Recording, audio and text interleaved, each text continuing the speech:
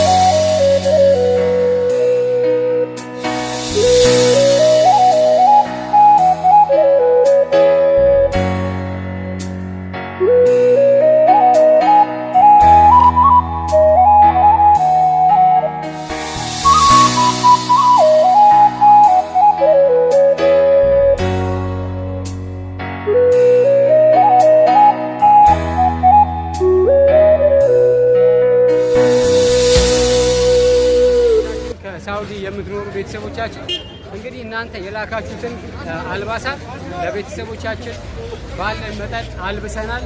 ይህን ያደረጋችሁ ፈጣሪ ብድሩን ይክፈላችሁ ነው የምንለው። እናመሰግናለን።